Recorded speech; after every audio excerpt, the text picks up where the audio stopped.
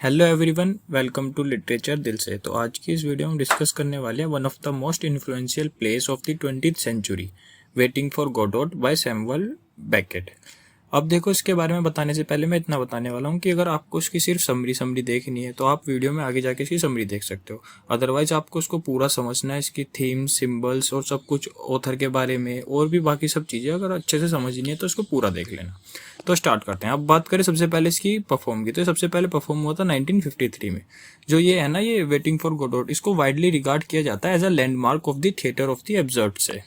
और ये जो प्ले है ना, ये फेमस है अपने अनयूजुअल स्ट्रक्चर के लिए, मिनिमल एक्शन के लिए, रिपीटेशन के लिए, सर्कुलर मूवमेंट के लिए, कॉमिक एलिमेंट्स के लिए, और बात करें तो डीप फिलोसॉफिकल क्वेश्चंस के लिए। और इसके अंदर, इस प्ले के अंदर आपको दो कैरेक्टर्स दिखेंगे, एक है व्लादिमीर, एक है स्ट्रोजन।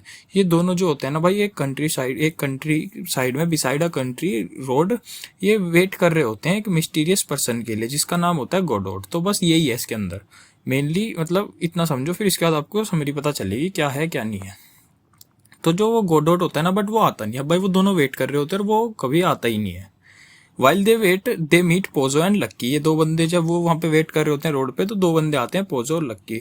और उसके बाद वो एनकाउंटर करते हैं एक बॉय से, encounter a boy who brings them a message. वो क्या होता है कि वो ही repeatedly discuss leaving but they remain where they are. वो बॉय आता है, उनको बोलता है कि भाई आज नहीं आएंगे, कल आएंगे, बट वो फिर भी वहीं पे रहते हैं। तो जो प्ले है ना, ये रेजिस फंडामेंटल क्वेश्चंस। वो कुछ क्वेश्चंस को ये रेज करता है। वो क्या है कि वाई आर वी हेयर। दूसरी बात करें तो हम क्यों वेट कर रहे हैं, मतलब किस चीज के लिए हम वेट कर रहे हैं, क्या लाइफ का कोई मीनिंग है, can human beings escape uncertainty. तो ये सब चीजें है ना, इसके अंदर एक क्वेश्चन है, ये अराइज होते हैं, बट इनका किसी का भी ना आंसर नहीं मिलता इसके अंदर। अब इसको समझते हैं आगे डिटेल में। सबसे पहले थोड़ा सा ऑथर के बारे में जान लेते हैं। सबसे पहले तो सैमुअल बेकेट के बारे में जानते हैं। तो जो ये सैमुअल बेकेट है ना, ये एक आयरिश नॉवलिस्ट थे, ड्रामेटिस्ट थे, पोएट थे और एक एक्सपेरिमेंटल राइटर थे। बात करें इनकी जन्म की, तो इनका जन्म हुआ था 1906 डबलिन आयरलैंड में, और इनकी डेथ हुई थी 1989 में। तो जो बेकेट थे ना, ये दोनों लैंग्वेज में लिखते थे, इंग्लिश में भी और फ्रेंच में भी। और he became one of the most important writers of the 20th century European literature. इनके जो वर्क्स थे ना, इनके जो काम थे, वो जाने जाते थे एब्सर्डिटी के लिए, एक्सिस्टेंशियल अनसर्टेनिटी के लिए, मिनिमलिज्म के लिए, डार्क ह्यूमर के लिए, रिपीटेशन के लिए, साइलेंस के लिए, और बात करें तो फेलियर ऑफ कम्युनिकेशन के लिए। इनके कुछ मेजर वर्क्स देखे तो वो है waiting for Godot, endgame, Molloy, Malone Dies, the unnamable. और जो बैकेट है ना, इनको नोबेल प्राइज भी मिला था लिटरेचर में। वो कब मिला था? वो मिला था इनको 1969 में। अब पब्लिकेशन देखे इसकी, पब्लिकेशन और परफॉर्मेंस की, तो ये जो वेटिंग फॉर गोडोट है ना, वो ओरिजिनली रिटन इन फ्रेंच। अब वो किस टाइटल से? वो था एन अटेंडेंट गोडोट। उसके बाद जो बैकेट है ना, उन्होंने इसको ट्रांसलेट किया इंग्लिश में, और जो उनका फ्रेंच वर्जन था ना, वो पब्लिश हुआ था 1952 में। और जो प्ले है ना, ये फर्स्ट परफॉर्म हुआ था 1953 में at the theatre they Babylon in Paris में। और जो इसकी इंग्लिश लैंग्वेज वाला वर्जन था, वो first staged in 1955 in London. अब इसके टाइटल को समझे तो इसका टाइटल है वेटिंग फॉर गोडोट। ये एक्सट्रीमली इंपॉर्टेंट है क्योंकि जो एंटायर प्ले है ना, वो रिवॉल्व्स अराउंड वेटिंग। अब जो ये व्लादिमीर और एस्ट्रोजन है ना, ये भाई, ये बार बार वेट कर रहे होते हैं गोडोट के लिए, बट जो ऑडियंस है ना, वो कभी भी गोडोट को देख ही नहीं पाती, उनको दिखने को मिलता ही नहीं, क्योंकि भाई कोई आता ही नहीं। तो we don't know exactly who Godot is. तो देयरफॉर जो टाइटल है ना, creates the central mystery of the play. वो क्या थी कि who is Godot, and more importantly why are Vladimir and Estragon waiting for him. अब इसके बाद अब क्वेश्चन उठता है कि गोडोट है कौन, ये गोडोट था कौन या है कौन, जो भी था उसके अंदर। तो ये one of the biggest question है surroundings the play is the identity of Godot. तो जो बैकेट है ना, वो deliberately avoids giving a definite explanation. अब भाई वो कुछ क्लियर बताते नहीं कि कौन है कौन नहीं है, तो ऐसे ही इंटरप्रेट कर सकते हैं हम गोडोट की, क्या पता वो गॉड हो या होप हो या साल्वेशन हो या मीनिंग हो, पर्पस हो सकता है, एक बेटर फ्यूचर हो सकता है, एक ऑथोरिटी फिगर हो सकती है, और something that humanity endlessly waits for. However, it is important to remember कि जो गोडोट है ना, वो never definitely identified as God. बहुत से आपको क्या बताएंगे, आपको खुद भी लगेगा कि भाई जो गोडोट है वो गॉड होगा, बट नहीं है, इसके अंदर कभी भी क्लियर नहीं है बिल्कुल भी। तो ऐसा नहीं है कि वो गॉड है, वो भाई कुछ भी हो सकता है। तो ये जो अनसर्टेनिटी है ना, is a part of Beckett's design. अब इसका जेनर देखते हैं। तो जो ये है ना, waiting for Godot is usually classified as theatre of the absurd. और ये है ना, ये also associated with existential drama, experimental theatre, tragic comedy और मॉडर्न ड्रामा। तो जो प्ले है ना, ये does not follow the conventional structure of a traditional drama. उसके साथ साथ इसके अंदर कोई conventional hero conventional heroic protagonist नहीं है, कॉम्प्लिकेटेड प्लॉट नहीं है और कोई क्लियर रिजोल्यूशन नहीं है। अब बात आती है थिएटर ऑफ द एब्सर्ड होता क्या है। मेनली जो टर्म है ना थिएटर ऑफ द एब्सर्ड, ये became associated with post war European drama. Important जो प्ले राइट्स थे ना एसोसिएटेड विद दिस मूवमेंट, वो इंक्लूड करते थे, वो कौन कौन थे, वो थे Samuel Beckett, Eugene Ionesco, Jean Genet, Harold Pinter. और ये जो ड्रामेटिस्ट थे ना, ये often present meaninglessness, uncertainty, repetition, broken communication, circular action, waiting और एलिनेशन। तो जो ये वेटिंग फॉर गोडोट है ना, is perhaps the most famous example. अब इसकी सेटिंग की बात करें, जो उसकी सेटिंग है ना वो एक्सट्रीमली सिंपल है। ये जो प्ले है ना, ये takes place by a country road, और वहाँ पे क्या है, वहाँ पे एक ट्री है, एक ओपन स्पेस है और वेरी लिटिल एल्स। और जो सिंप्लिसिटी है ना इसकी सेटिंग की, वो डेलिब्रेट है। There is no elaborate scenery, और ये जो है ना एम्प्टीनेस ही क्रिएट करती है एक सेंस ऑफ आइसोलेशन को, अनसर्टेनिटी को। टाइम की बात करें तो टाइम इसके अंदर प्ले के अंदर वो कंफ्यूजिंग है। 2 एक्ट है, दोनों ही एक्ट सिमिलर है। तो जो कैरेक्टर है ना वो often repeat conversations and actions. तो जो ऑडियंस है ना is never given a clear sense of historical और क्रोनोलॉजिकल प्रोग्रेशन। तो ये है ना ये क्रिएट कर देता है feeling that time is circular rather than linear. Major characters देखे इसके, तो सबसे पहले व्लादिमीर, ये one of the 2 central characters है। ये जो है ना ये समटाइम्स इसको बुलाते हैं दीदी से, समटाइम्स इसको बुला देते हैं, इसको दीदी से भी बोलते हैं। और ये जो है ना ये more interested in philosophical questions and memory. और ये जो है ना ये रिपीटेडली सोचता है कुछ चीज़ों के बारे में, किसके बारे में, गोदोत के बारे में, टाइम के बारे में, मेमोरी, एग्जिस्टेंस, देयर सिचुएशन। तो जो व्लादिमीर है ना generally appears more mentally alert than Estragon. दूसरा आता है एस्ट्रोजन, ये अदर सेंट्रल कैरेक्टर होता है, इसको समटाइम्स बुलाते हैं गोगो से। ये जो है ना ये मोर कंसर्न्ड है विद फिजिकल डिस्कम्फर्ट से और इमीडिएट नीड से। और ये फ्रीक्वेंटली स्ट्रगल करता रहता है अपने बूट्स के साथ, जो उसने बूट्स पहने होते हैं उसके साथ इसको ये स्ट्रगल करता रहता है। और ये ऑल्सो रिपीटेडली सजेस्ट दैट कि दे शुड लीव, बार बार ये बोलता है कि उनको जाना चाहिए, वहाँ पे वेट नहीं करना चाहिए। However he remains with Vladimir, और इनका जो रिलेशनशिप है ना वो provides much of the play's humour and emotional depth. उसके बाद नेक्स्ट आता है पोजो। पोजो जो एक wealthy powerful looking man person होता है, जो कि आता है लक्की के साथ, लक्की उसका सर्वेंट होता है। ये इनिशियली बिहेव करता है लाइक अ मास्टर। ये जो होता है कॉन्फिडेंट होता है, कमांडिंग होता है, थियोरेटिकल होता है। इसकी जो रिलेशनशिप है ना लक्की के साथ, वो रिप्रेजेंट करती है पावर को, एक्सप्लॉयटेशन को, डिपेंडेंसी को, सोशल हियरार्की को। और जो पोजो है ना, पोजो की जो कंडीशन है changes dramatically in the second act. पहले एक्ट में अलग होता है, इसके बाद सेकंड एक्ट में इसमें बहुत बड़ा चेंज आता है। वो क्या आता है जब हम आगे पढ़ेंगे आपको समझ आएगा। इसके बाद लक्की, जैसा मैंने ऊपर बताया, ये पोजो का सर्वेंट होता है। ये कैरी करता है पोजो की बिलोंगिंग्स को और फॉलो करता है उसकी कमांड को, अपने मास्टर की कमांड को। He remains mostly silent until Pozzo order him to dance और later to deliver a strange speech. तो जो लक्की की फेमस स्पीच है ना, वो is an example of Beckett's deliberate breakdown of logical communication की। वो क्या होती है वो आपको आगे पता चल जाएगी। इसके बाद एक लास्ट है द बॉय। ये एक यंग बॉय होता है जो कि उसके बाद आता रहता है, एंड में आता है पहले एक्ट के और दूसरे एक्ट के, और वो आके बोलता है व्लादिमीर स्टेजन को कि जो गोडोट है ना will not come today but he will come tomorrow. ये दोनों में आके इसका काम यही है, आके इतना बोलना और जाना। तो जो बॉय है ना therefore keeps the characters waiting. अब भाई ये जो है ना इसकी जो रिपीटेड मैसेज है, हिज रिपीटेड मैसेज क्रिएट कर देता है एक साइकिल को। वो क्या है, वो साइकिल है वेट, होप, डिसअपॉइंटमेंट और फिर उसके बाद दोबारा से कंटिन्यू वेटिंग। अब इसकी समरी को समझते हैं। सबसे पहले एक्ट 1 को देखते हैं। तो जो ये प्ले है ये स्टार्ट होता है एस्ट्रोजन के साथ। जो एस्ट्रोजन है ना वो स्ट्रगल कर रहा होता है अपने बूट के साथ, और जो उसने बूट पहने होते हैं उनके साथ वो स्ट्रगल कर रहा होता है। तो जो व्लादिमीर है उसको आगे ज्वाइन करता है। अब ये दोनों डिस्कस कर रहे होते हैं सिचुएशन को और इंटेंशन को, अपने इंटेंशन को, कि वो वेट कर रहे होते हैं गोडोट के लिए। बट ये दोनों है ना क्लियरली नहीं याद नहीं होता इन्हें कि कब और कहाँ वे क्यों वेट कर रहे हैं, कि व्हेन और why they decided to wait. तो वो जो है ना वे दे रिपीटेडली कंसिडर लीविंग। भाई बार बार सोचते हैं वहां से निकले पर वो नहीं निकलते, वहीं पे रुके रह जाते हैं। तो ये है ना ये इस्टेब्लिश कर देता है central pattern of the play को। वो क्या था, वो था वेटिंग। इसके बाद क्या होता है, also they frequently argue but जो वो थे ना they depend upon each other. और उनका जो डिस्कशन था बार बार डिस्कस करते थे कि यहाँ से चलते हैं, लीविंग, वहां से निकलने की सोचते हैं। बट क्या होता है रिपीटेडली वो return to this same relationship. और जो उनकी कंपेनियनशिप थी ना वो प्रोवाइड्स प्रोटेक्शन अगेंस्ट लोनलीनेस। तो उसके बाद क्या होता है, they also repeatedly ask themselves whether they should leave. अब भाई बार बार पूछते हैं कि वहां से जाना चाहिए, बट वो नहीं जा पाते। बट जो उनका डिसीजन है ना, नेवर बिकम्स एक्शन। तो जो है ना, क्रिएट्स कर देता है प्लेस के सर्कुलर स्ट्रक्चर को, कि भाई वो सोचते हैं बट फिर से दोबारा वहीं रुक जाते हैं, वेट करते हैं। तो उसके बाद क्या होता है, उसके बाद होती है उसमें एंट्री पोजो की। तो पोजो है ना, वहाँ पे आता है लक्की के साथ। लक्की जो होता है वो पोजो की बिलोंगिंग्स को कैरी कर रहा होता है। तो जो पोजो है ना, वो ट्रीट करता है लक्की को एज अ सबऑर्डिनेट। तो जो कंट्रास्ट है ना बिटवीन व्लादिमीर एंड एस्ट्रोजन, ये जो है ना, ये अनसर्टेन रिलेशनशिप है। ये जो अनसर्टेन रिलेशनशिप है और जो पोजो और लक्की का अनइक्वल रिलेशनशिप है ना, क्रिएट कर देता है another dimension of human dependence को। अब भाई जो पोजो था वो अपियर्स हो रहा था पावरफुल, लक्की जो था वो पावरलेस अपियर हो रहा था वहां पे। बट जो बैकेट है ना, वो ग्रेजुअली कॉम्प्लिकेट करते हैं इस रिलेशनशिप को। उसका जो पोजो है ना, वो ऑर्डर करता है लक्की को डांस करने के लिए कि भाई डांस कर। तो जो लक्की है भाई, वो करता है डांस। तो वो एक अजीब सी मूवमेंट करता है, मतलब स्ट्रेंज मूवमेंट करता है वो। तो ये जो सीन है ना, ये दोनों तरह से है। ये कॉमिक सीन भी है भाई, और ये डिस्टर्बिंग भी है। तो ये है ना, ये शो करता है अनइक्वल रिलेशनशिप को बिटवीन मास्टर एंड सर्वेंट। और ये ऑल्सो रिफ्लेक्ट करता है one of baked central idea. वो क्या था कि जो ह्यूमन बींग्स है ना, वो कभी कभी कुछ चीजें जो वो परफॉर्म करते हैं, मीनिंगलेस रूटीन्स को परफॉर्म करते हैं, वो बिना ये सोचे हुए, बिना ये जाने हुए कि भाई क्यों कर रहे हो तुम ये चीजें।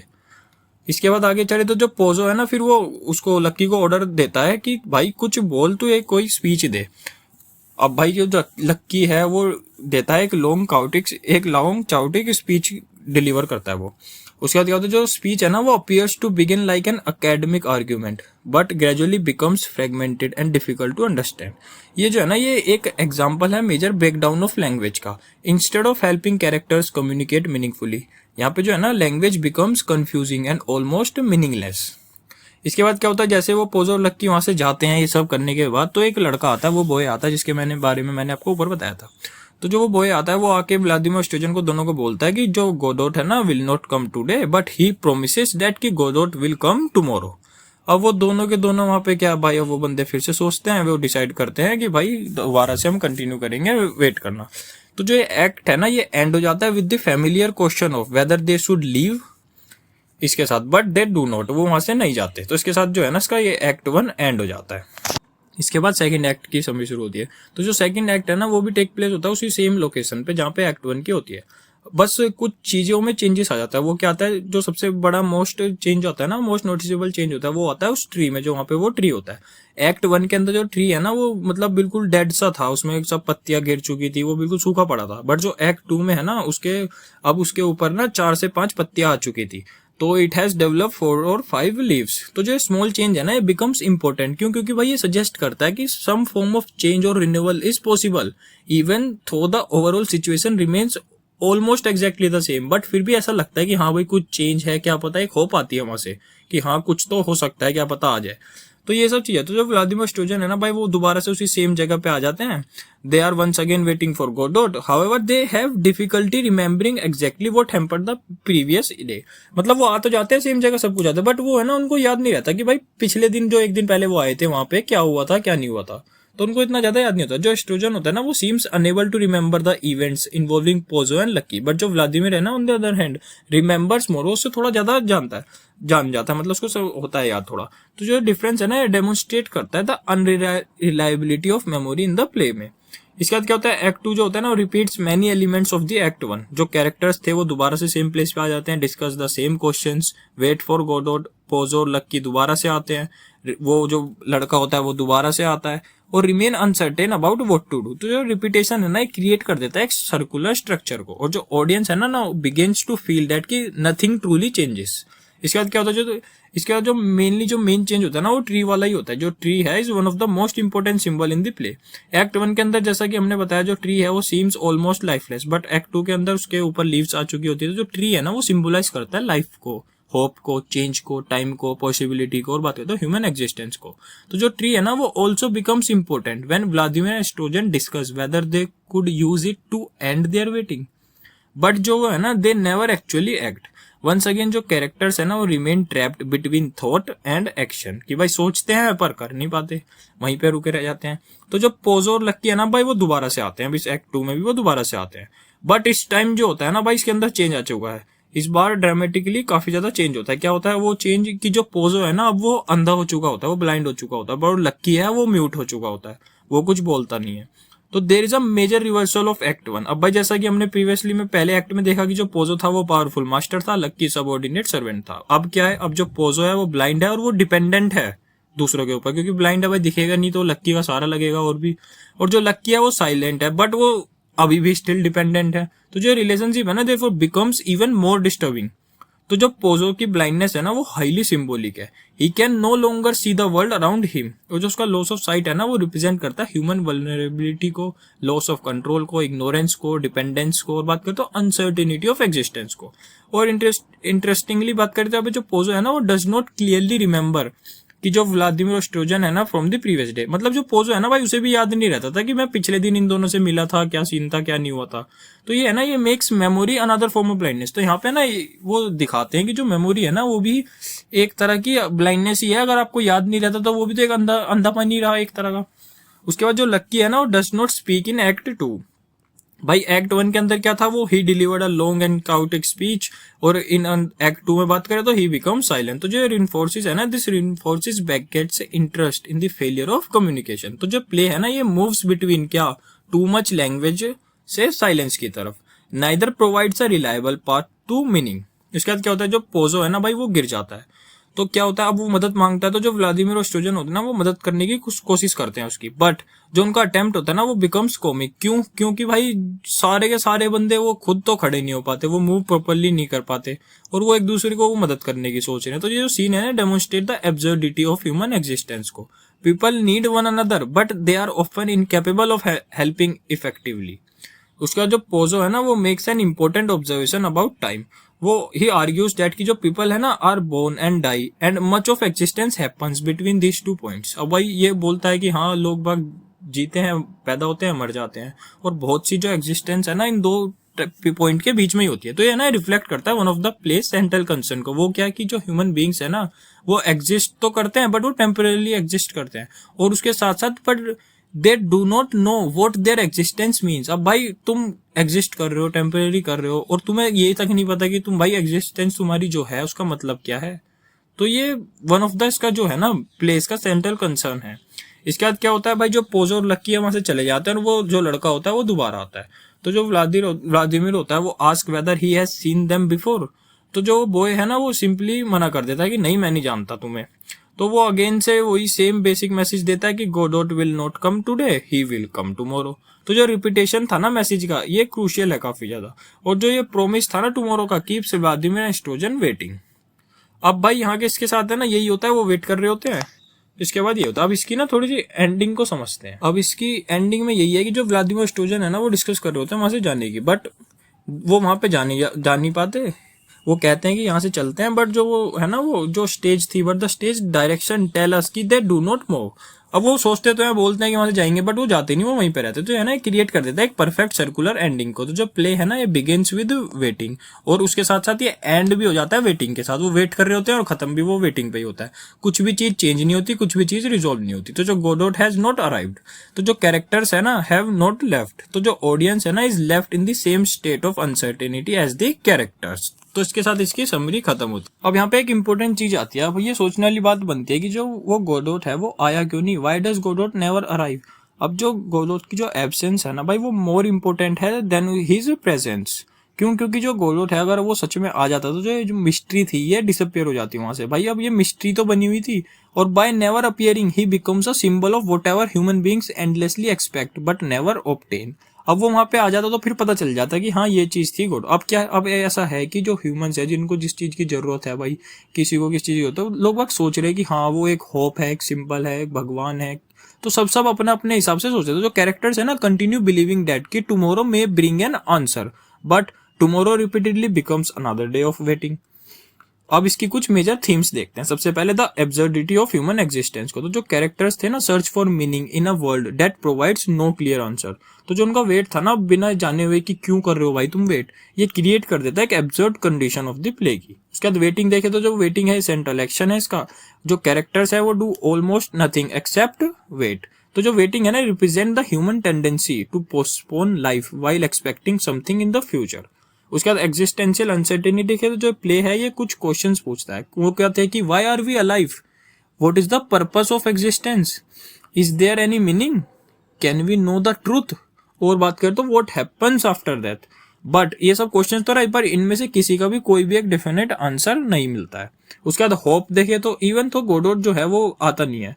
व्लादिमीर एस्ट्रोजन जो है ना, एस्ट्रोजन जो है वो कंटिन्यू होपिंग। तो जो प्रोमिस था ना कि टुमारो वो आएगा भाई, कभी ना कभी तो वो आएगा, और जो ये था कि the promise of tomorrow keeps them alive, और होप देयरफॉर बिकम्स बोथ, वो क्या थी, एक सोर्स ऑफ कंफर्ट, उसके साथ साथ एक कंटिन्यू वेटिंग का एक रीजन।